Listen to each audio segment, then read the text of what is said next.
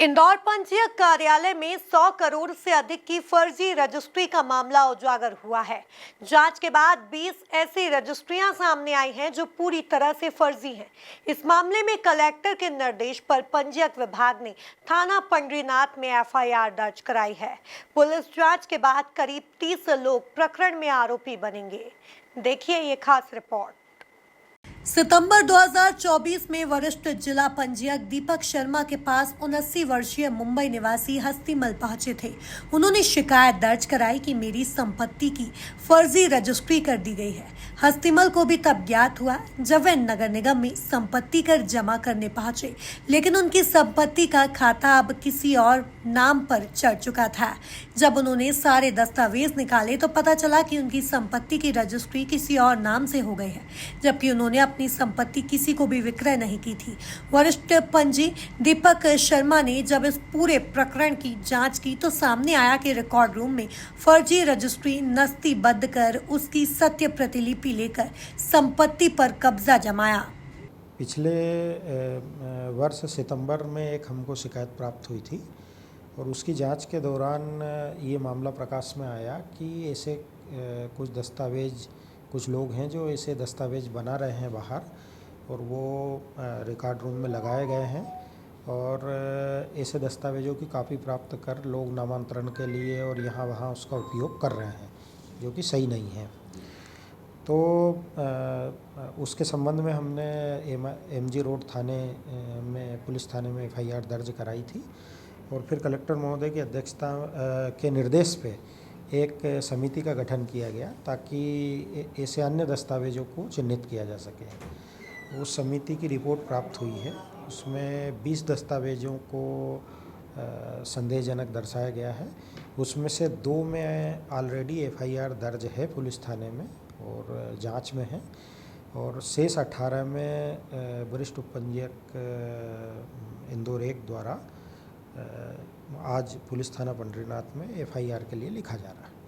Sir, ये कैसे करते थे? इनका तरीका किस तरह? जो प्रकरण की जांच मेरे द्वारा की गई थी उसमें इस तरह का पैटर्न सामने आया था कि बाहर लोग दस्तावेज बनाते हैं और फिर यहाँ कार्यालय में उनको वॉल्यूम में चिपकाते हैं या रख देते हैं और उनकी फिर वो सत्य प्रतिलिपि रिकॉर्ड कीपर के माध्यम से प्राप्त करते थे।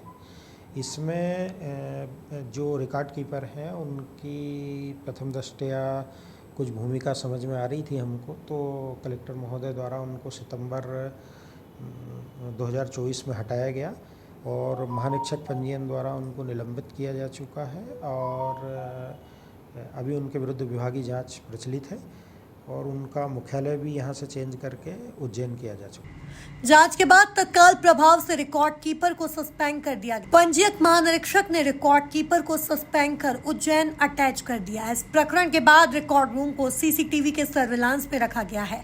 पूरा स्टाफ भी बदल दिया गया। नहीं, जैसे ही ये मामला प्रकाश में आया था उसके पूर्व ही रिकॉर्ड रूम में कैमरे और सीसीटीवी कैमरे लगाए जा चुके हैं। सारे कर्मचारी जो है वो चेंज किए गए हैं और काफ़ी ट्रांसपेरेंसी के लिए प्रयास किए गए हैं और इंडेक्स की सारे की स्कैनिंग की जा चुकी है। तो ये सारे जो मामले हैं वो इंडेक्स की स्कैनिंग होने इसके पहले के हैं।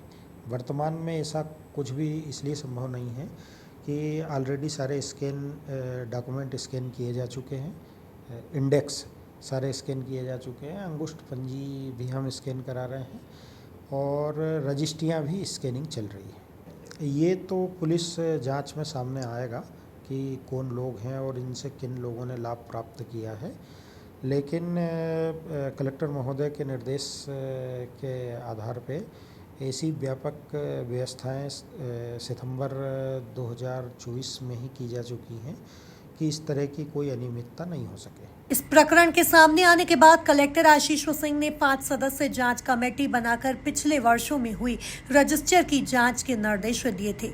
चक्रपाणी मिश्र को जांच कमेटी का प्रमुख बनाया गया था।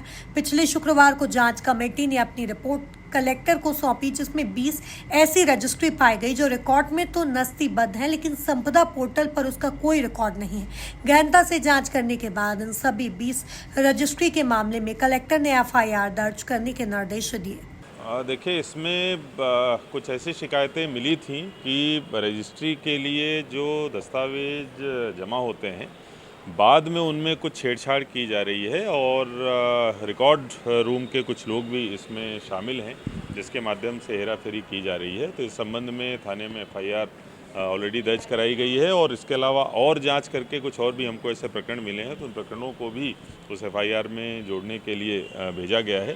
इसमें जो भी दोषी पाया जाएगा आपराधिक प्रकरण के साथ साथ जो विभागीय कार्रवाई होगी। देखिए, अभी ठीक ठाक संख्या तो अभी कहा नहीं जा सकता, लेकिन जो प्रारंभिक जांच में पता चला है लगभग 8 से 10 ऐसी रजिस्ट्रीज हैं जो प्राप्त हुई हैं और इस मामले की और भी अधिक गहन जाँच हम लोग करा।